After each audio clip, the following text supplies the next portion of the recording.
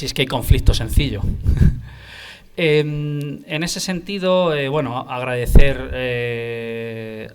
la organización del seminario a la Fundación, a Juan Ramón de Páramo, a Pilar, a Prado, y luego también la amable asistencia de los diferentes intervinientes que han tenido lugar.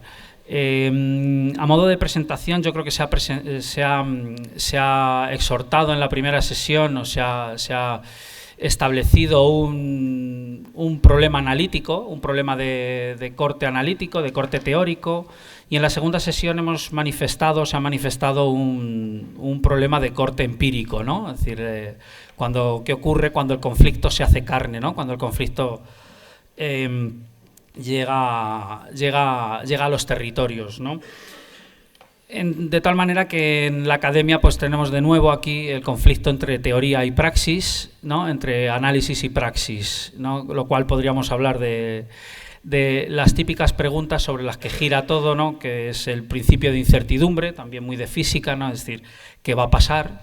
La mayor parte de las preguntas giran alrededor de ¿qué va a pasar a partir de ahora, ¿no? Esto sería el principio de incertidumbre, no lo vamos a resolver, pero las dudas van a venir de aquí.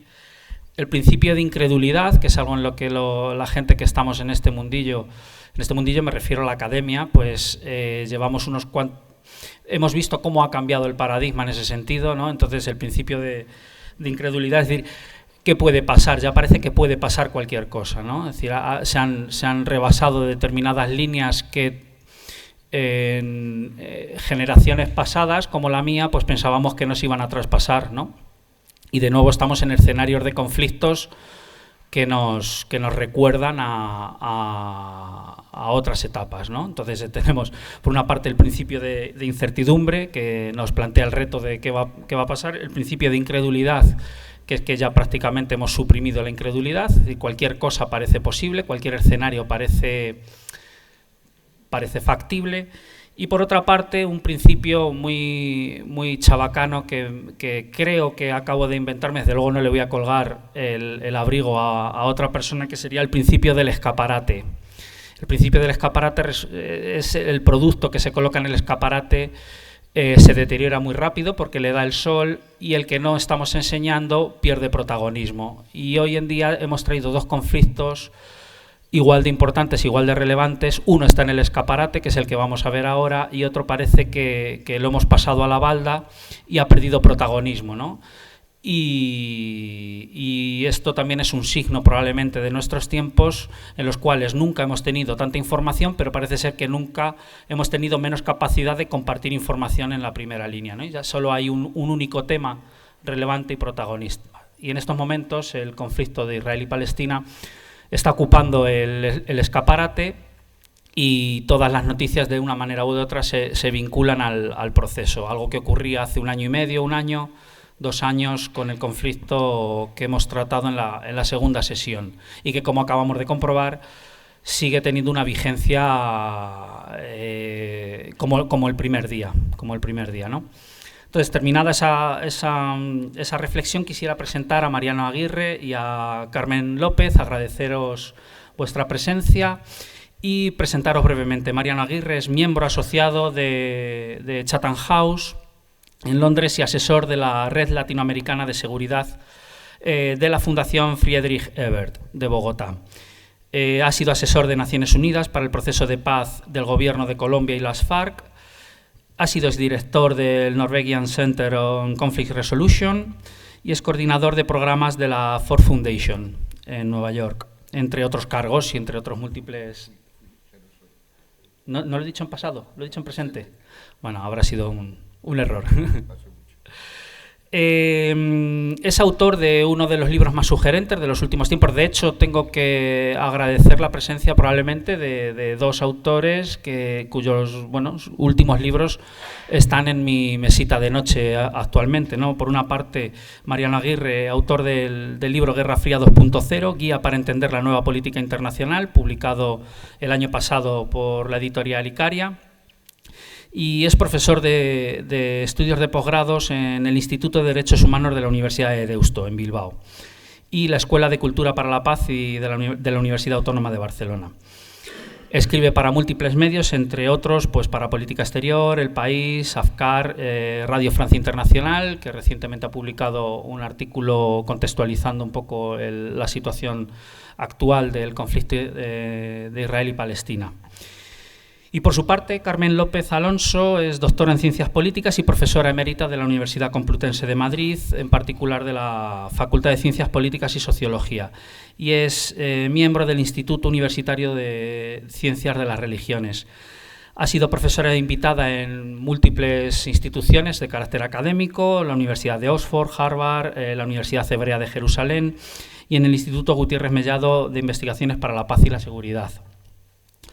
De sus múltiples áreas de investigación y publicaciones, la última línea, ¿no?, como comentábamos en la comida, la línea que se ha centrado en la historia de las ideas políticas y sociales, marginación, genocidio y derechos humanos, pero fundamentalmente el conflicto en Israel y Palestina que ha cultivado en las fechas más recientes y que le han llevado a publicar un libro, Caliente, sobre el tema que nos ocupa, que se denomina Hamás, de la marcha hacia el poder al vuelo de Ícaro. Por mi parte tenéis la palabra y un placer. Bien. Buenas tardes, un gran placer estar aquí, muchas gracias por la invitación, muchas gracias por la asistencia.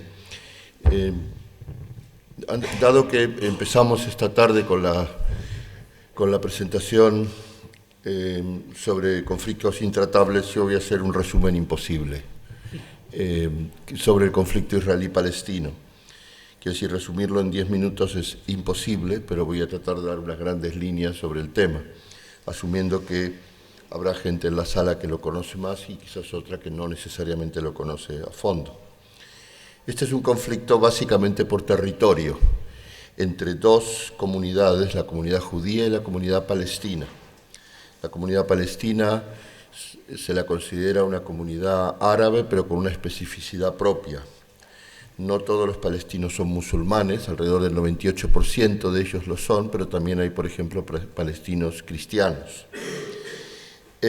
O sea, el conflicto es por territorio, pero también con un fuerte componente de identidad religiosa, y muy especialmente alrededor de la ciudad de Jerusalén y los sitios sagrados. Jerusalén alberga sitios sagrados para los judíos, para los árabes en general, árabes palestinos, y también para los cristianos. Este conflicto está en curso aproximadamente desde los años 1930-1940. Algunos historiadores lo sitúan más atrás, algunos historiadores religiosos lo sitúan más atrás en siglos.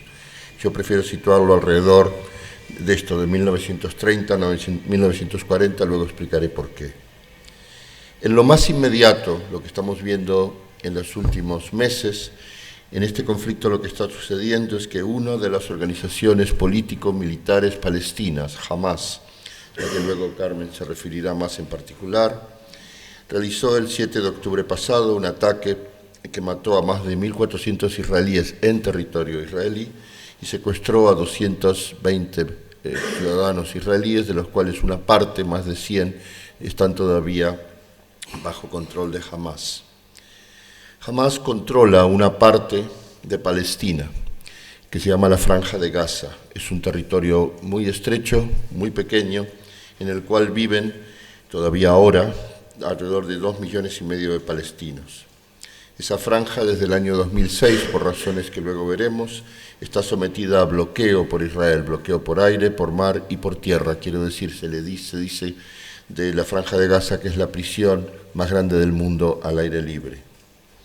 A partir de octubre pasado, Israel lanzó a su vez una ofensiva que está en curso, que ha producido hasta el momento alrededor del 70% de la destrucción de todas las viviendas de Israel, ha destruido prácticamente completa la infraestructura socioeconómica, hospitales, escuelas, mezquitas, carreteras, calles, fábricas, etc.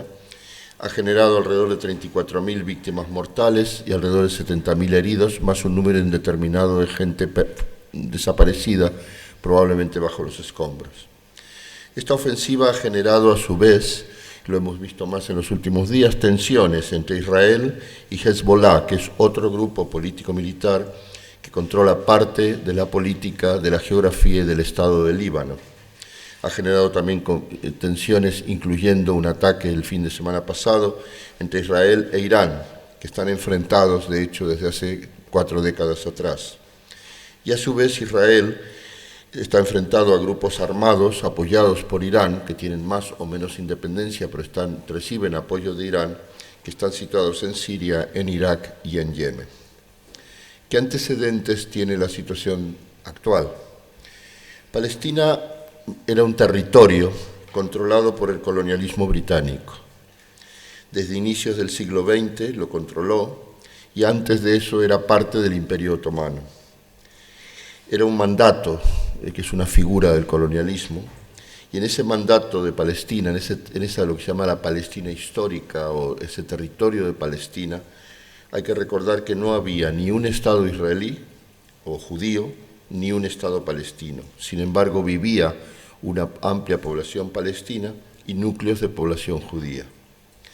A partir del fin del siglo XIX, principios del XX, comenzó un flujo de población judía, especialmente desde Europa, por efecto de la idea del nacionalismo europeo que fue absorbida, digamos, tomada por algunos teóricos, activistas, académicos, judíos, quienes concibieron la idea de que la comunidad judía, después de siglos de ser perseguida, de los pogroms, de ser marginada, de ser excluida, de ser asesinada, necesitaba tener su propia nación en un Estado, y que ese Estado podía ser, por antecedentes bíblicos, el sitio en donde consideraban que les pertenecía por razones históricas y teológicas.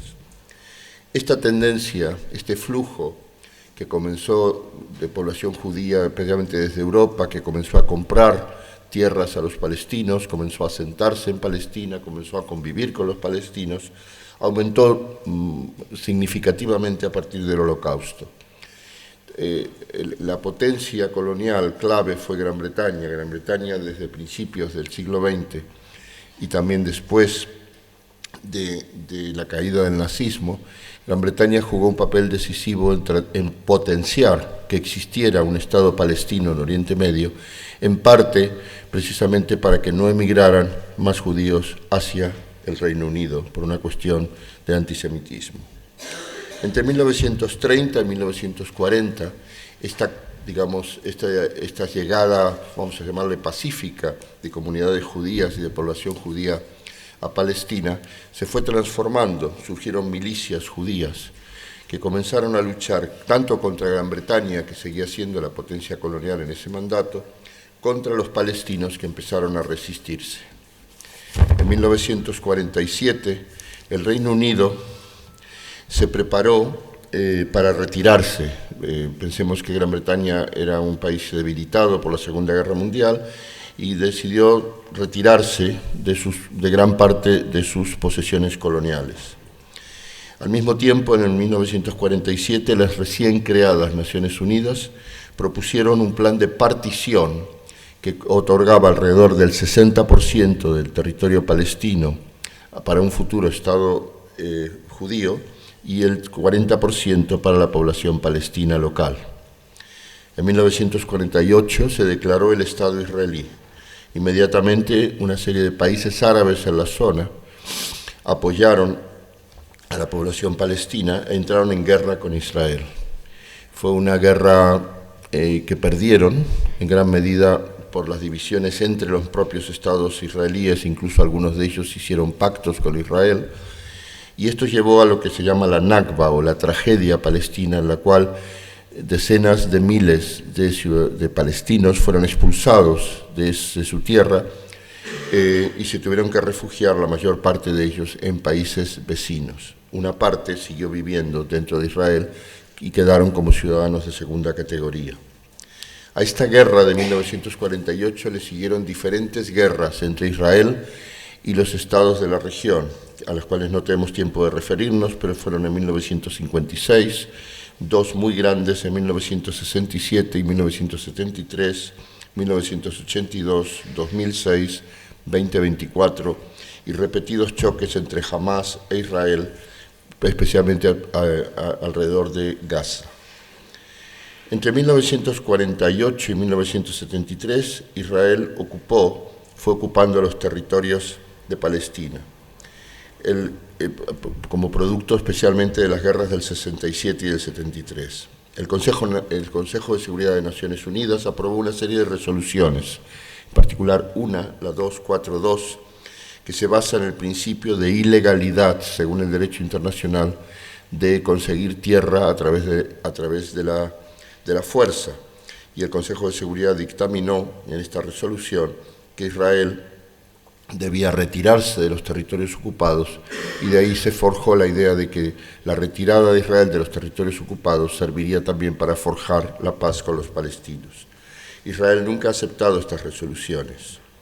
A partir de ahí, además, en 1964, se creó la Organización para la Liberación de Palestina y comenzó una resistencia armada por parte de los palestinos, llamada terrorista desde el lado israelí, y desde entonces se han sucedido una serie de ciclos de ocupación, violencia, levantamientos, represión y negociaciones.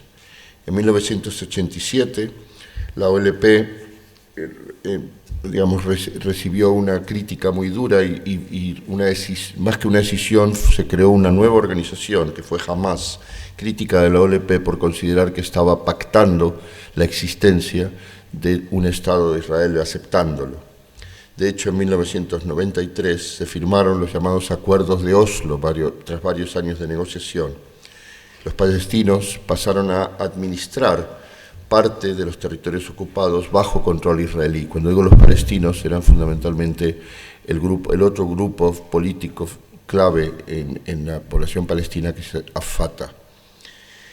La administración, los acuerdos de Oslo, que siempre han sido muy saludados y a su vez muy criticados, dejaron en una zona vaga para negociar en el futuro 3 cuestiones claves. Una era el derecho al retorno de los palestinos que habían tenido que irse de Palestina por el desastre de 1948. El segundo, la gestión de los lugares sagrados, en particular qué hacer con Jerusalén, cómo gestionar Jerusalén entre Israel y Palestina. Y la tercera era en sí mismos si el final de los acuerdos de Oslo iba a ser que existiese también junto al Estado de Israel un Estado palestino. Todo esto quedó vagamente en los acuerdos y es en parte la raíz de muchos de los problemas actuales. Digamos también y recordemos que en 1985 el Consejo Nacional Palestino declaró la existencia del Estado palestino y desde entonces ha dado una serie de pasos hasta haber sido reconocido hace años, no muchos años atrás, como un Estado observador de las Naciones Unidas. Desde hace más de una década, los ciclos de negociaciones entre Israel y Palestina, que han sido muchos, en general auspiciados por Estados Unidos con un apoyo secundario de Europa y de la Liga Árabe en algunos casos, se encuentran totalmente congelados. Pero al mismo tiempo ha seguido la colonización, la ocupación por parte de Israel de forma sistemática de los 2 territorios que configuran, si tuviéramos un mapa lo veríamos, que configuran hoy por hoy lo que es Palestina. Por un lado, Cisjordania, que también lo veréis, que se llama la Ribera Occidental o el West Bank, y por el otro, la Franja de Gaza. El territorio de Cisjordania es un territorio reivindicado, especialmente por los sectores más extremos en Israel, como son parte del gobierno actualmente del primer ministro Netanyahu, y al mismo tiempo Gaza ha estado sometida a ese bloqueo sistemático en la medida en que en un momento dado se rompió la alianza entre Fatah y Hamás pasó a controlar Gaza y Gaza pasó a quedar aislada por parte de Israel. Actualmente lo que podríamos llamar el movimiento nacional palestino está dividido entre Fatah, Hamás y a su vez la diáspora, que está repartida de una forma muy grande entre población palestina que vive en Israel, población palestina que vive en los territorios ocupados, población palestina que vive en países vecinos como Líbano, como Jordania o como Siria, y población palestina que vive en diferentes partes del mundo. Por ejemplo, Chile tiene una gran población palestina. En total se calcula que son alrededor de 14 millones de palestinos en el mundo. ¿Cuáles son las opciones que hay por delante actualmente? Yo creo que hay tres. La opción una es la que se habla constantemente, que en este momento propone Europa, que ha vuelto a proponer Estados Unidos, y es que se vuelva a las negociaciones, después que acabe la guerra de Gaza, se vuelva a las negociaciones entre la Autoridad Nacional Palestina, no Hamas, sino la Autoridad Nacional Palestina, que es la que controla y administra parte de Cisjordania, que se le dé mandato también sobre Gaza y se pueda negociar lo que se llama la solución de los dos estados, o sea, que exista junto a Israel un estado palestino. La segunda opción es que se cree un solo estado, quiere decir que el Estado de Israel se reconozca como un estado federal, dentro del cual haya una comunidad y una nacionalidad palestina y una nacionalidad israelí. Algo así como el régimen de las comunidades autónomas en España, pero en Israel, y con dos nacionalidades. Y la tercera es que continúe la ocupación en un régimen que ya organizaciones como Amnistía Internacional, Human Rights Watch y muchos analistas ya consideran que es un régimen similar a lo que fue el apartheid sudafricano, o sea, una población domina a otra, la considera y la trata incluso legalmente como ciudadanos de segunda categoría y la tiene oprimida. Esa sería la ocupación actual, que para algunos analistas es la situación actual y es la que ya existe. Lo más probable a corto plazo, desde mi punto de vista, es que esta tercera opción es la que va a continuar. O sea, con una ocupación creciente y con incluso un intento, como se está haciendo, de expulsión de parte o toda de la población de Gaza, tratando de que se vaya al desierto del Sinaí o a algunas otras partes del mundo. No es factible hacerlo, pero hay un sector del gobierno israelí que realmente lo intentaría.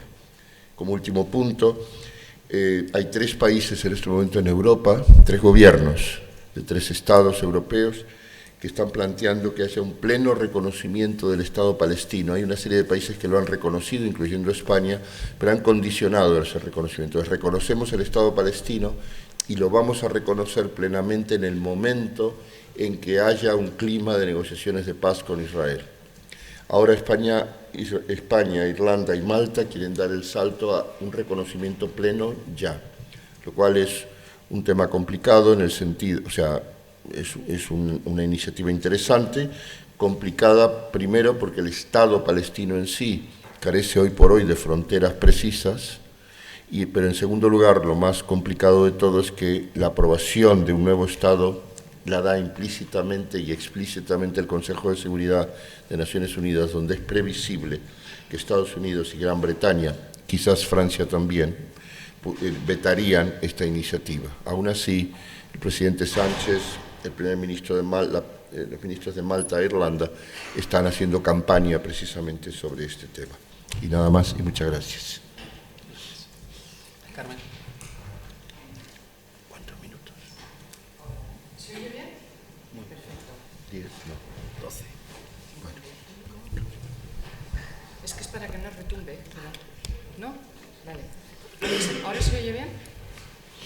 Bueno, a mí me pasa algo parecido a lo que le ocurrió a Mariano. Hablar de un conflicto que yo creo, pidiendo disculpas a los que habéis dicho que es intratable, yo creo que simplemente es un conflicto de larga duración. Yo creo que es tratable.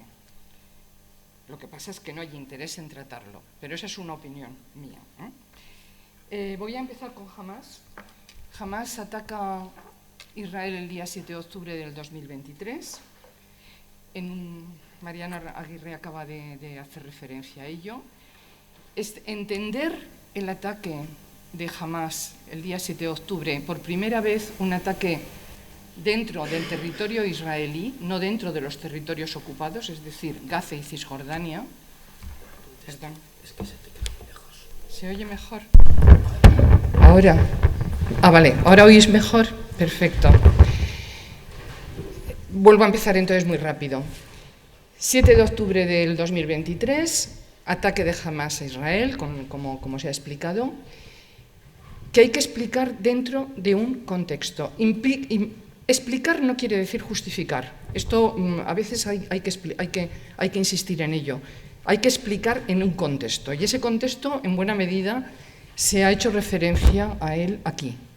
Hamás nace en el año 1987, en plena primera intifada. La intifada empieza y al poco tiempo aparece Hamás, pero Hamás no sale de la nada. Hamás nace como un movimiento de resistencia islámica que tiene una larga trayectoria, prácticamente desde los años 1924, con la creación de los hermanos musulmanes en Egipto.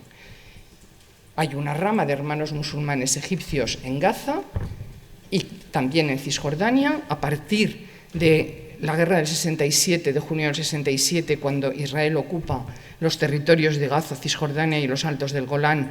También hay un contacto entre los palestinos de los tres sitios, los palestinos con ciudadanía israelí, los palestinos de Gaza y los palestinos de Cisjordania, y también hay un desarrollo del movimiento islamista. No me voy a detener, pero es importante saber que durante todo este periodo, que no existía Hamás como tal, lo que había era una acción social importante, muy similar a la acción que llevan otras religiones, es decir, asistencia social, beneficencia, educación, escuelas en las madrasas, etcétera, etcétera.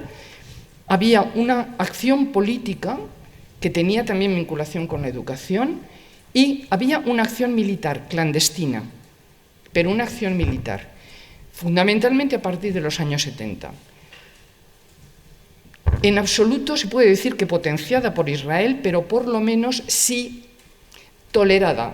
El movimiento islamista es tolerado. ¿Por qué? Entre otras cosas porque se aplica el principio de divide y vencerás.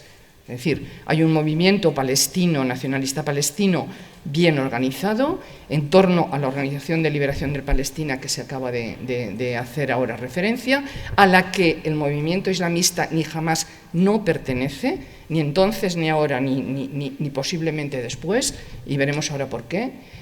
Y entonces, es decir, que hay un apoyo sobre todo a la acción educativa en las madrasas y al desarrollo de las mezquitas. De hecho, a partir de los años 70, me refiero a 1900 por supuesto, hay un desarrollo inmenso y creación y construcción de mezquitas. ¿Cuándo nace Hamás? Hamás nace en plena intifada y Hamás nace como, digamos, un elemento separado de los hermanos musulmanes. Sigue vinculado a los hermanos musulmanes egipcios. Hasta el año 2017, Hamás sigue vinculado como movimiento islamista a los hermanos musulmanes egipcios. En el año 2017 se separa de los hermanos musulmanes egipcios. Pero vamos a ver por qué.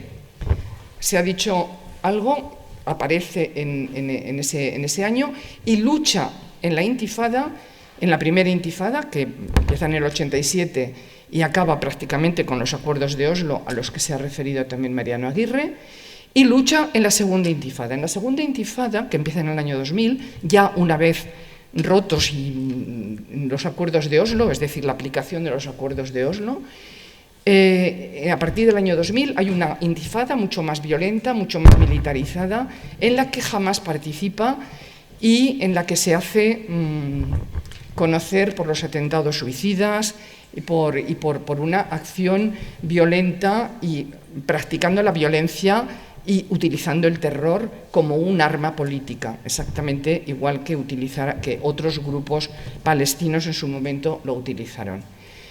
¿Por qué nace Hamás? Hamás, cuando nace en el 87. Poco después del 87, en el 88, en noviembre del 88, y la cronología es importante, la OLP, en la reunión, la OLP es la Organización de Liberación de Palestina, en la reunión de Argel, reconoce las resoluciones 242 y 338. Es decir, que de hecho reconoce la existencia del Estado de Israel, cosa que Hamás no reconoce. Es decir, Hamás no reconoce en su carta de 1988 la legalidad ni la legitimidad del Estado de Israel. Voy a saltar. En el año 2006 ha muerto Arafat, ha muerto también, está fuera Sharon. En el año 2006 se celebran elecciones municipales y celebran 2005-2006 y se celebran elecciones legislativas al Parlamento palestino. Al Parlamento, que es, bueno, digamos un consejo legislativo. Evidentemente Palestina no existe como Estado, luego Parlamento es un nombre un tanto no exacto, ¿no? En esas elecciones Hamás gana de forma clara y tiene derecho a formar gobierno. Hamás forma gobierno. Ese gobierno no se reconoce si no se reconocen, por parte, Israel dice no reconozco el gobierno, a no ser que Hamás, ese nuevo gobierno, reconozca los acuerdos que la OLP, representante del pueblo palestino, ha firmado con Israel, es decir, los acuerdos de Oslo. Hamás no reconoce la legitimidad de los acuerdos de Oslo porque en este momento Hamás considera, en este momento y posiblemente ahora vamos a ver qué pasa después, en este momento Hamás considera que los acuerdos de Oslo son una traición al pueblo palestino que supone ceder un territorio que es de todo el pueblo palestino. ¿Vale? Año 2006, formación de gobierno.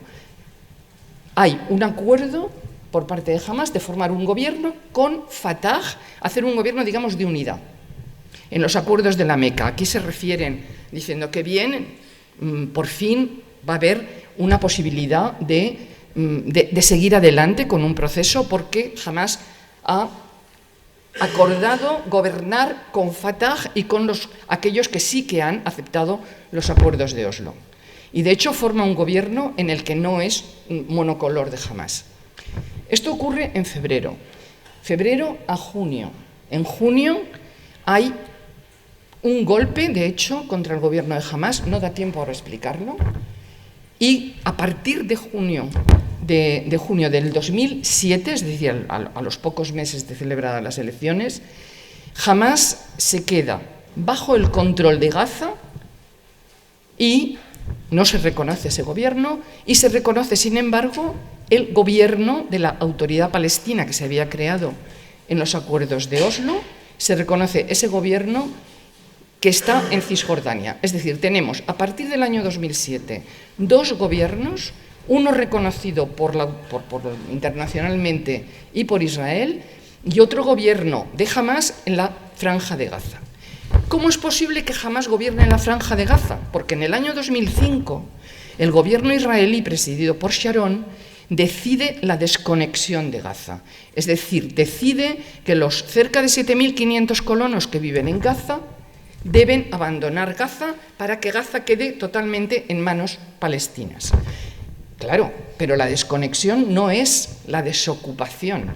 Desconexión quiere decir que no hay colonos israelíes en Gaza, pero Israel sigue controlando fronteras, si es que se puede denominar frontera, vamos a llamarlo límites porque es la palabra más exacta, sigue controlando el espacio aéreo y sigue controlando una parte de las millas marinas, es decir, no me puedo detener en los mapas, ¿no?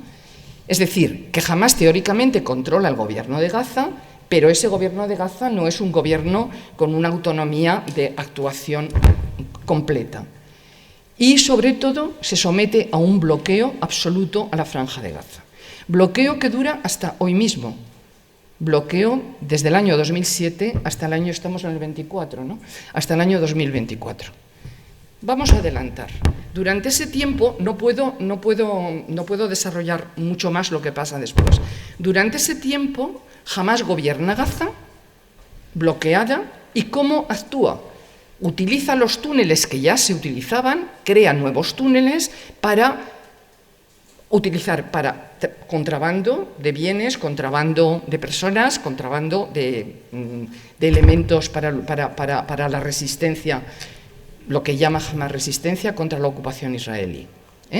Prácticamente Gaza, como todos saben, está cubierta de túneles subterráneos que penetran tanto en el Sinaí, en Egipto, como algunos penetran dentro del territorio israelí. Lo que explica algunas de las cosas que suceden después, ¿no? Hay varias operaciones, lo que Israel llama operaciones contra Gaza, que tampoco me puedo detener, a no ser que alguien quiera preguntar sobre ello.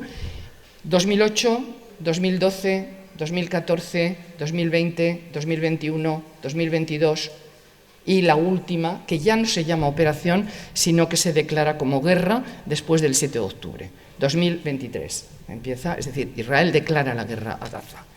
Es decir, bloqueo más una serie de operaciones. Esas operaciones, curiosamente, si uno mira, coinciden en el tiempo, y yo no voy a hacer aquí demagogia, pero si uno dice, triunfo electoral de Hamás, 2006, formación del gobierno de unidad, 2007, golpe de Gaza, 2007, marzo, golpe en Gaza, junio de 2007, 2008, conversaciones para formar unidad, para unirse, operación 2008, operación plomo fundido. Yo no voy a decir que coincida uno con otro, simplemente aquí hay uno puede hacer una. 2009, conversaciones entre Fatah y Hamás. Se habla de unidad, fracasan. 2011, operación plomo fundido, operación pilar de defensa.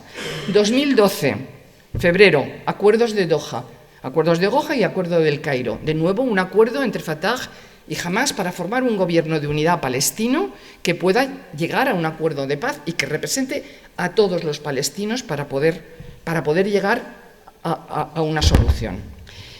El 2012, la ONU, Palestina presenta ante la ONU su solicitud como Estado observador. 2014, de nuevo, otro acuerdo entre Hamás y Fatah. Se forma un gobierno de unidad.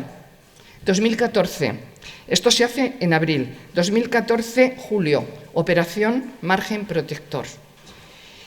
2014, diciembre, los palestinos firman la petición para ser miembros del ICC, del Tribunal Internacional.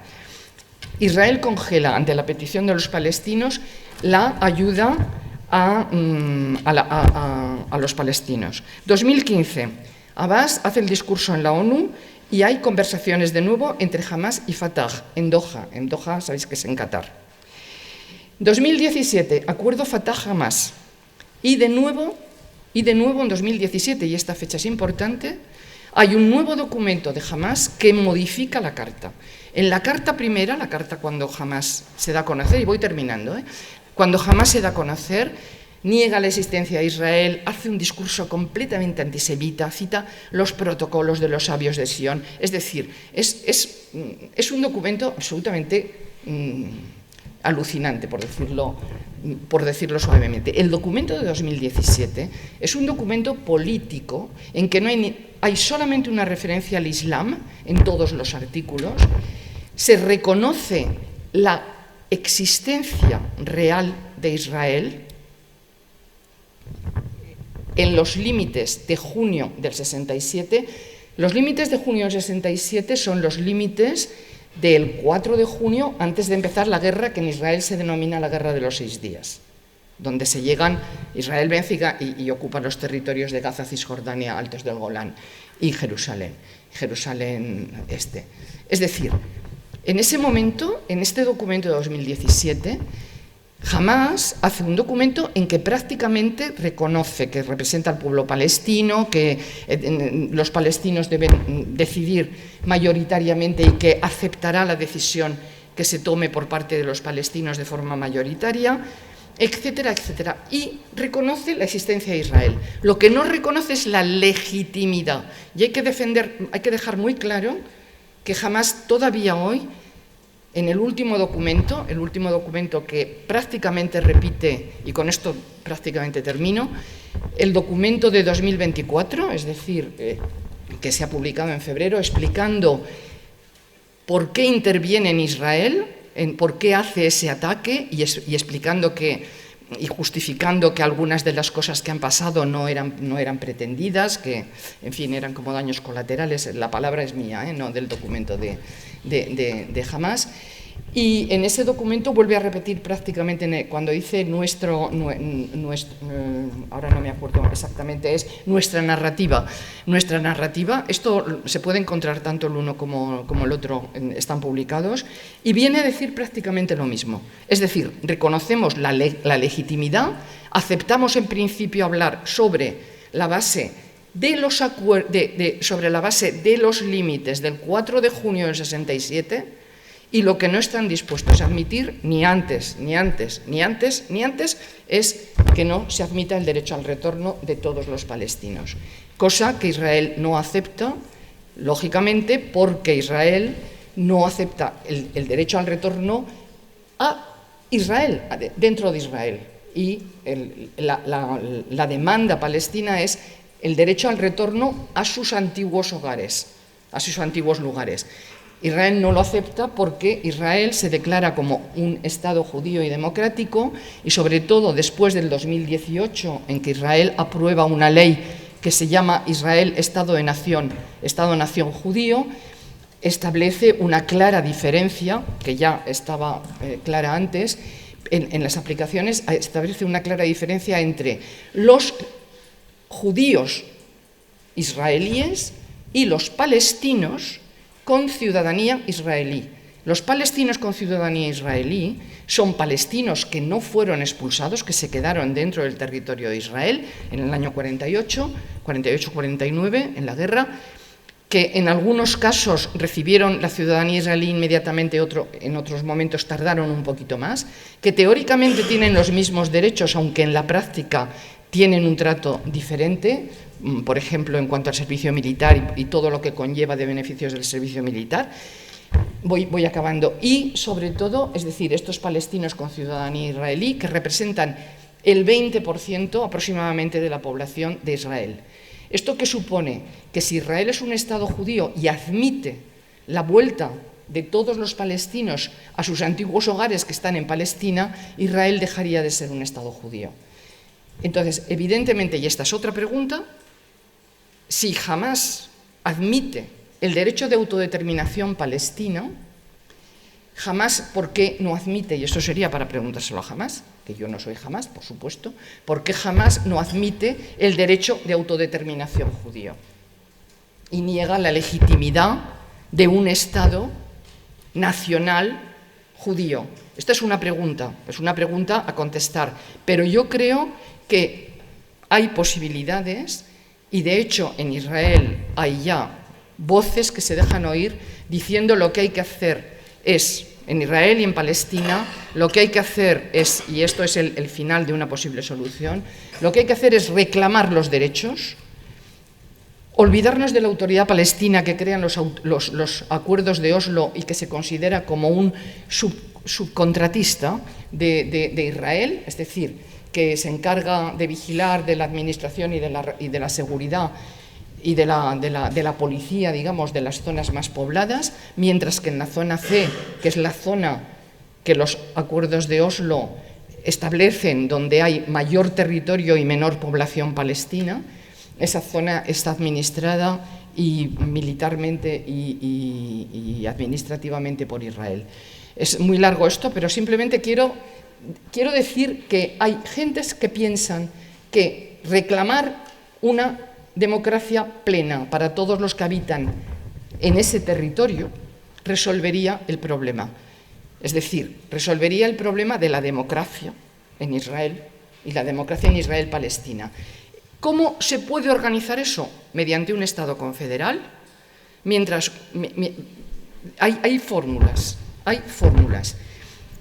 Una de las cosas, y esto lo dejo en el aire porque yo evidentemente no tengo la solución, una de las cosas que hay que plantearse es si esta guerra que Israel declara como una guerra para destruir a Hamás, ya muchos analistas israelíes, estoy citando de la prensa israelí, analistas conocidos, están diciendo Hamás no es posible vencerlo. Se le podrá vencer tal vez militarmente, como en el libro se muestra en las otras operaciones, se vence militarmente, se les desplaza, pero Hamás tiene un aspecto de movimiento social y de movimiento nacional palestino que no se vence más que políticamente, desde luego no tirando bombas y matando gente. Por lo menos es mi opinión. Y con esto termino. Gracias.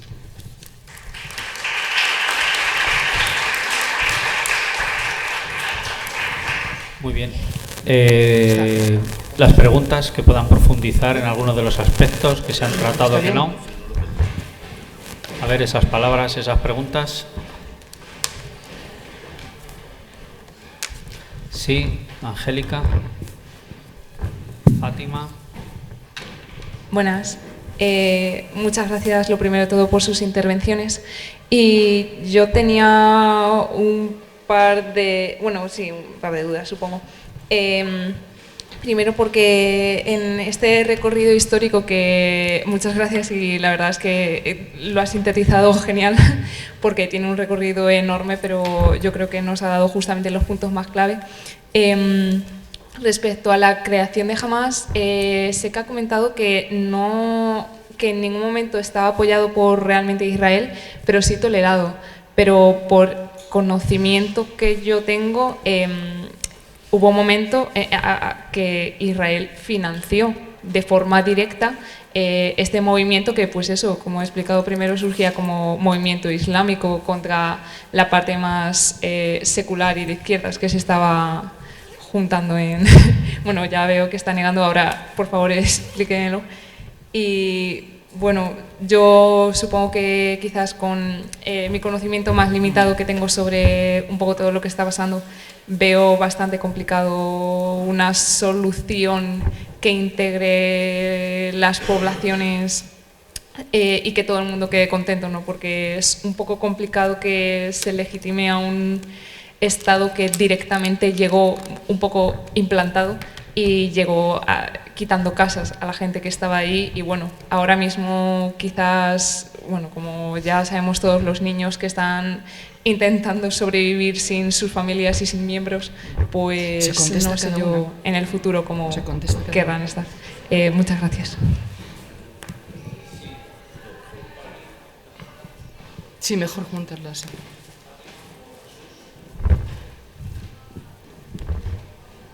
Tenemos tiempo, no 10 minutos, no sé. Sí, ya. Bueno, yo quería hacer un poco de énfasis, como mencionabas usted. Bueno, primero de todo, muchas gracias, muy buena síntesis y presentación.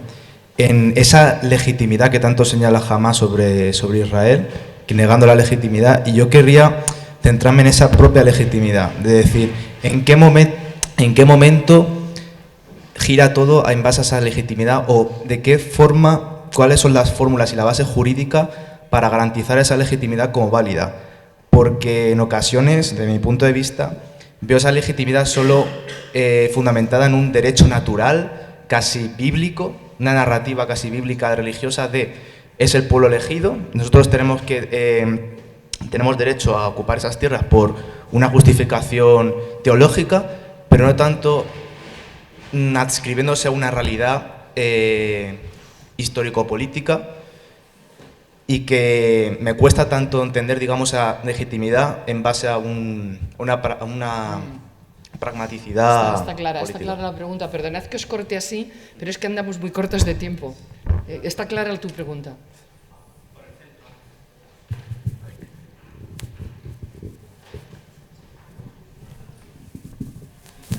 Bueno, primero muchas gracias, y lo que yo quería conocer fundamentalmente era tal vez su opinión con respecto a, por ejemplo, los objetivos externos, sobre todo en la distinción entre, por ejemplo, lo que sería el gobierno Fatah y lo que sería Hamas.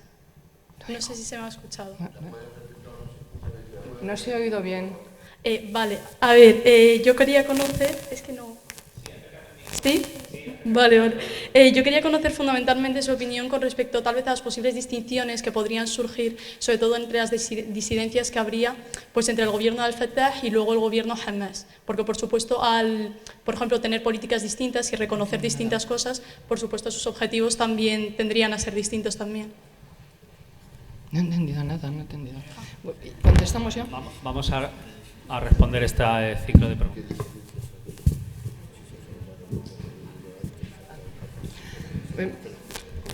Bueno, contesto yo rápido. A la primera pregunta, creo que lo he señalado ya. Esa idea de que jamás lo crea Israel es absolutamente falsa. Lo que ocurre es que Israel, lógicamente, apoya al movimiento islámico porque el movimiento islámico divide el movimiento nacionalista palestino. Y un principio en política ante la oposición es divide y vencerás. No sé si he contestado, es decir, pero Israel no crea jamás cosas que por ahí se dicen. Eso claramente. La segunda pregunta sobre la legitimidad da para, es decir, creo que nos meteríamos aquí en otra conferencia. Es decir, lo importante no es tanto la legitimidad. Yo creo que jamás ni nadie tiene que hablar de la legitimidad. Lo que hay que aceptar es la legalidad. Es decir, ¿quién da vela en ese entierro a Hamás? Por si es legítimo o no es legítimo. El problema es, un Estado es legal, es aceptado por la comunidad internacional en unos límites, con unas fronteras que Israel no tiene, por cierto. Israel tiene bordes, pero tiene fronteras con Jordania, con quien firmó la paz en el 94, con Egipto, con quien firmó la paz en Camp David, pero no tiene fronteras con Siria ni con Líbano. Cosa que es importante. Y Hamás no tiene fronteras. Hamás sigue siendo un territorio ocupado. Lo siento mucho. Ay, Hamás digo yo, quiero decir Gaza. Perdonad. Gaza sigue siendo un territorio ocupado. Sin fronteras. No es un Estado. Y cuando se divide Hamás, cuando se divide Gaza, cuando se separan de Gaza, los colonos, se divide Gaza y Cisjordania, pero Gaza y Cisjordania son dos territorios ocupados que son el futuro Estado palestino. O sea, Gaza no es un Estado. Aunque parezca algo obvio, a veces hay que repetirlo. Perdón, es que te oigo mal. Usa el micrófono, por favor. No te oímos.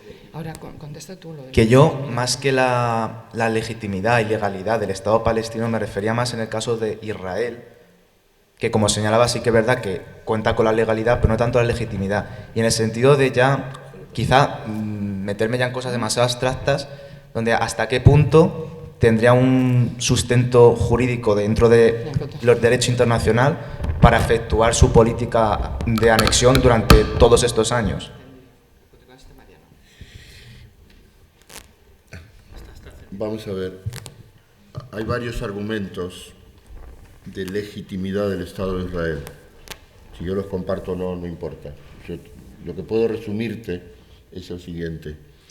Hay un argumento que es el del derecho internacional, quiero decir, nos parezca justo o injusto, peor o mejor, en un momento dado sino las Naciones Unidas reconocen, y hay un reconocimiento del Consejo de Seguridad de la ONU y un reconocimiento amplio de muchos estados del sistema internacional que reconocen la creación y la existencia del Estado de Israel. A partir de ese momento, digamos, bajo el derecho internacional, nos puede parecer una injusticia respecto de la población palestina, pero de acuerdo al derecho internacional, Israel es un Estado reconocido. El segundo argumento es el argumento religioso, o sea, un sector de ideólogos, historiadores, políticos y sectores sociales de Israel o de judíos en Estados Unidos, por ejemplo, o en Europa o en otras partes del mundo, consideran que históricamente es un territorio bíblico, o sea, que ellos vivían ahí hasta que fueron expulsados por los árabes, pero que tenían todo el derecho del mundo a volver. Quiero decir, yo he visto debates en los que hay un historiador israelí y un historiador israelí bíblico y hablan de mundos diferentes. O sea, uno habla y dice: nosotros somos culpables de haber echado a los palestinos de su tierra a partir de 1948 o más, de haber empezado a principios del siglo XX, y el otro dice: no los echamos, vinimos a recuperar lo que era nuestro, porque la Biblia dice. Para ese sector es legítimo el Estado de Israel. Y luego hay un sector, probablemente hay más, hasta donde yo conozco hay un tercer sector, que es el sector pragmático, pragmático, no religioso, que te dice, mire, en la historia de la civilización ha habido muchas guerras, las guerras a veces dan resultados moralmente justos y otras veces injustos.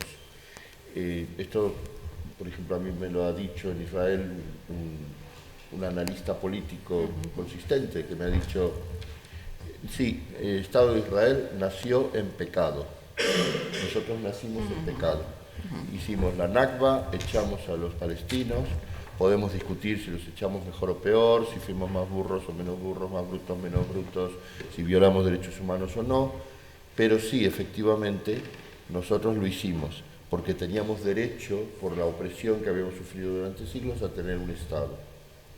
En algún punto se conecta con el argumento religioso, porque la pregunta es ¿por qué ahí? Como hace poco en un debate un analista palestino decía, ¿y por qué vinieron aquí que estábamos nosotros? ¿Por qué no se fueron a la Patagonia o eligieron otro sitio? Entonces, en general estos son los tres argumentos de legitimidad que usa, frente a los cuales, por supuesto, es discutible el bíblico, es discutible incluso el del derecho internacional, aunque más que discutible es, o sea, no me parece justo, se puede decir, frente a eso. Y el otro es un argumento hiperrealista de las relaciones internacionales, es ganamos la guerra y como ganamos la guerra nos quedamos con el territorio. Lo cual por eso Israel sistemáticamente, gobierno tras gobierno, rechaza las resoluciones de Naciones Unidas que indican que según el derecho internacional no se puede conquistar territorio mediante la fuerza y que si lo conquista, ese Estado que lo conquiste debe retirarse. Y es lo que Israel normalmente dice que el ataque a Naciones Unidas es sistemático y lo que dice es no admitimos estas resoluciones porque son desviadas, son biased, como dicen en inglés, en contra de la existencia misma del Estado de Israel. Queda una pregunta por responder, las posibles desavenencias, asincronía entre Fatah y Hamas. Bueno. ¿Cómo se puede? Entiendo que es sobre el concepto de unidad palestina. Bueno, hay una cosa en los últimos intentos de acuerdo recientes, una de las cosas que Hamas reivindica es pertenecer a la OLP, es decir, que todos los palestinos y todos pertenezcan a la OLP. Eso también desequilibraría el... ¿Cómo se pueden entender? Teniendo un objetivo común. Es una respuesta muy obvia. Si el objetivo común, si jamás estuviera dispuesto, como afirma, a aceptar a Israel en los límites de junio del 67, y el movimiento palestino, no solamente Fatah, sino todos los miembros de la OLP, que también hay partidos laicos, partidos demócratas laicos, igual que también en Gaza hay movimientos seculares muy reprimidos por Hamas que tiene un gobierno autoritario, cuidado, es decir, que el gobierno de Hamas no es un gobierno democrático, por supuesto.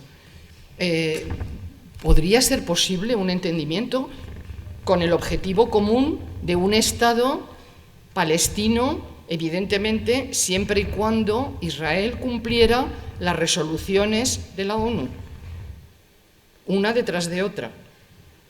Pero como se ha dicho, es decir, Israel niega, por ejemplo, que esté ocupando Gaza y niega con argumentos jurídicos que ocupe Cisjordania, con lo cual este es un problema que yo desde luego no creo que lo podamos resolver aquí. Es decir, lo que es importante ver que hay dos maneras completamente opuestas de ver, pero yo creo que los palestinos han demostrado durante un tiempo que son capaces de organizar hasta en el año 21. En el año 21 llegan a un acuerdo. Abbas decide convocar elecciones al Consejo Palestino y a la presidencia, y hay presiones claras sobre Abbas. Abbas es el presidente de la Autoridad Palestina, para que no las convoque, y no se convocan las elecciones. Quiero decir que, como se decía en la primera intervención,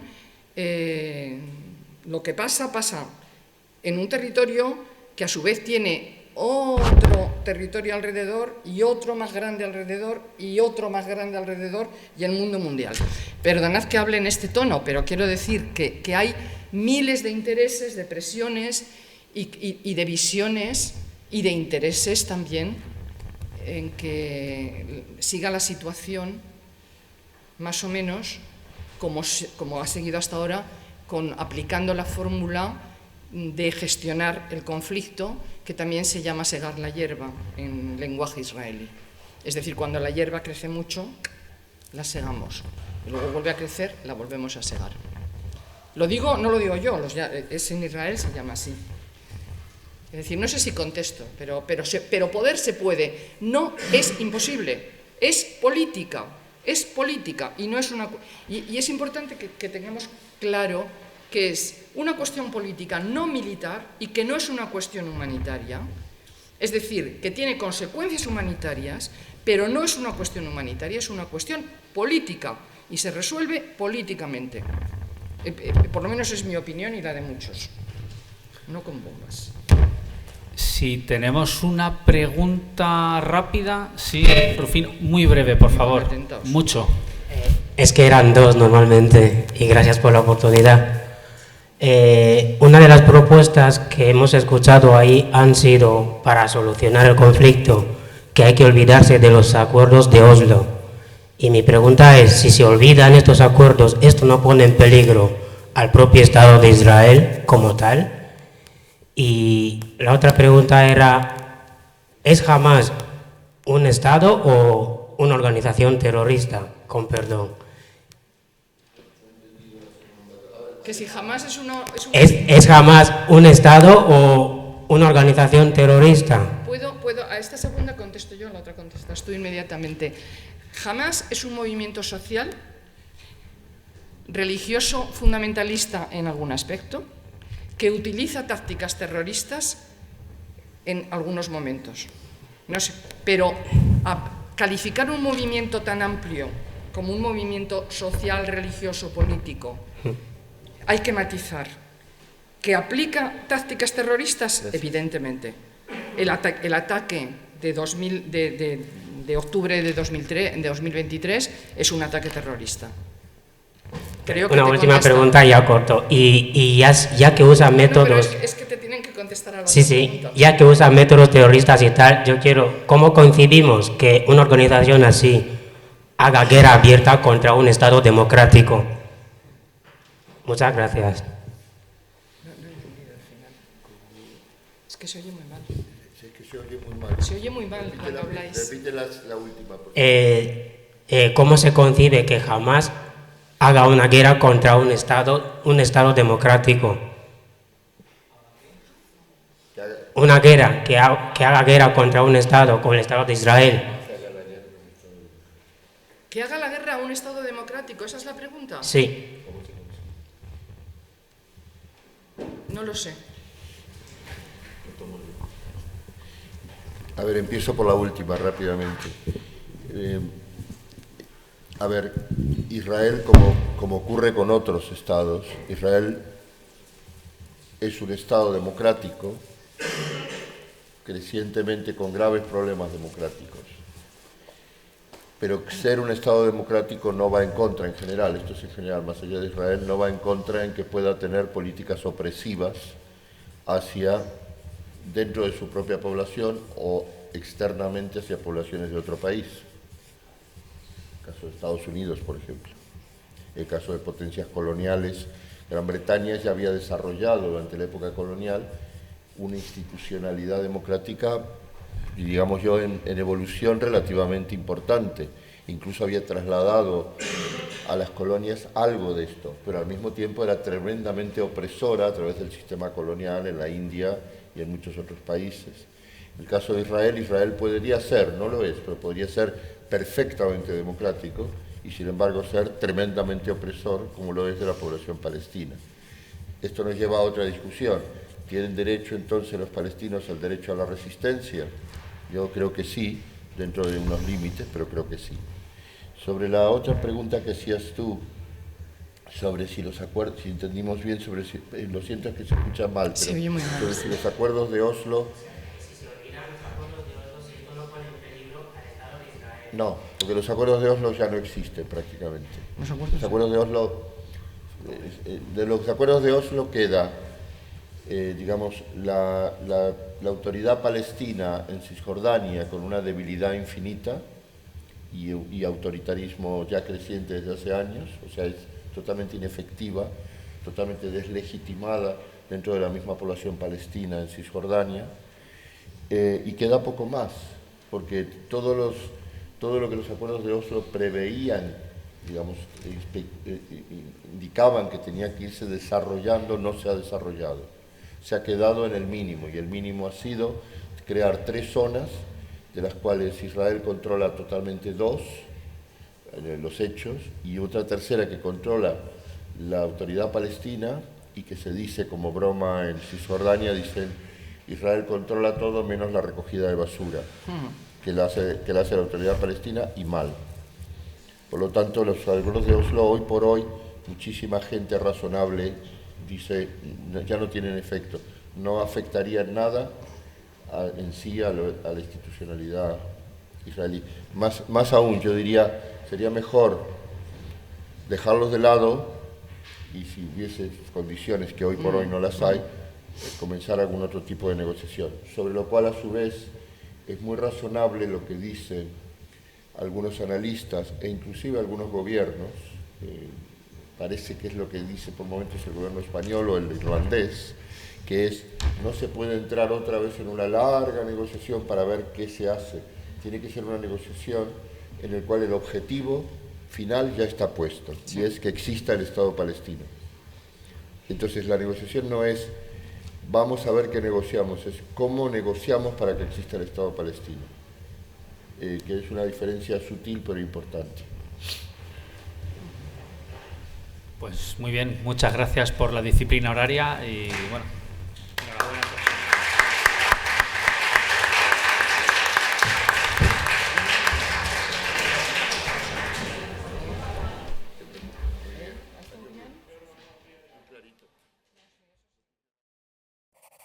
Clarito.